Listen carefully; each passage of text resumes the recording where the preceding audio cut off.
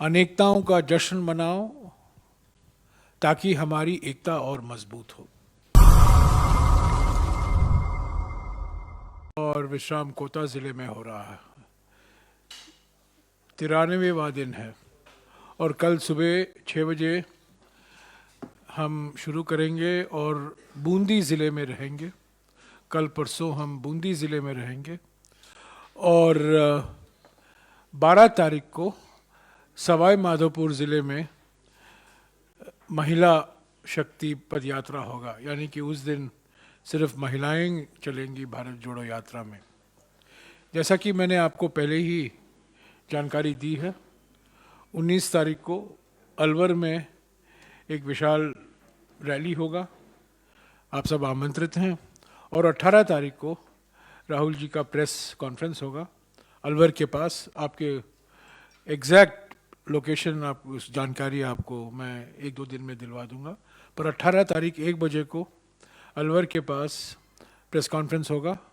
उनका 8वां press conference है और अगले दिन पब्लिक रैली होगी। अभी हम ये अनुमान लगा रहे हैं कि 24 तारीख रात को हम दिल्ली में आएंगे और 7-8 दिन हम दिल्ली में रुकेंगे और 2 या 3 तारीख को फिर से भारत जोड़ो यात्रा की शुरुआत होगी।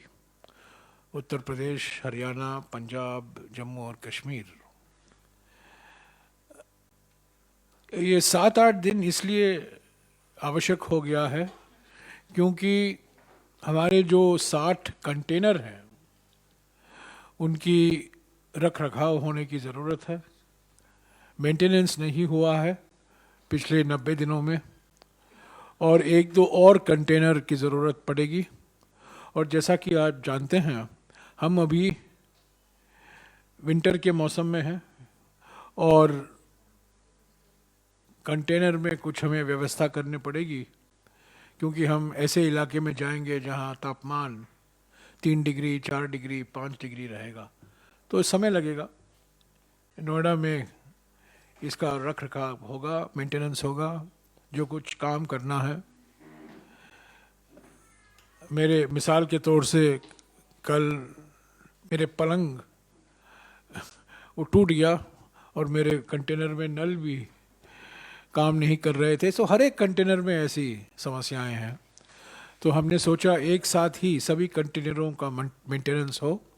7-8 दिन लगेंगे और हम उम्मीद रखते हैं कि 2 तारीख या 3 तारीख, मोस्ट प्रोबेबली 3 तारीख सुबह भारत जोड़ो यात्रा की शुरुआत फिर से होगी। मैं आज आपको 2 फिल्म दिखाना चाहता हूँ। एक फिल्म जो हमने बनाई है भारत जोड़ो यात्रा के एक थीम पर। जैसा कि आप जानते हैं, भारत जोड़ो यात्रा के 3 बड़े थीम हैं। एक आर्थिक विषमताएं, दूसरा सामाजिक ध्रुवीकरण और तीसरा राजनीतिक तानाशाही।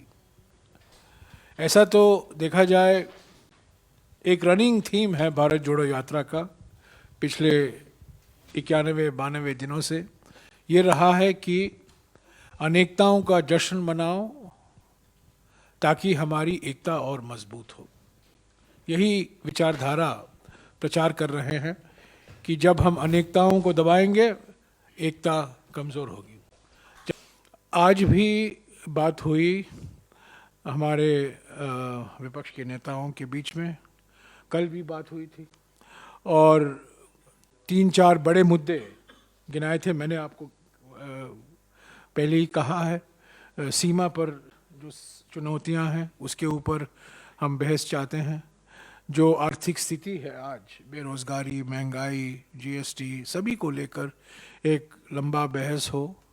मौजूदा आर्थिक परिस्थितियों के बारे में ये हमने निवेदन किया है सरकार से, स्पीकर साहब से और चेयरमैन साहब से। अभी उनको तय करना है कौन कौन से मुद्दे लेंगे। अभी तो हमें कुछ संकेत नहीं मिला है कि क्या मुद्दे लिया जाएगा। अब तक तो एक बिल आया है कल और आज आज तो प्राइवेट मेंबर्स डे है, तो आज कोई डिस्कशन नहीं होगा।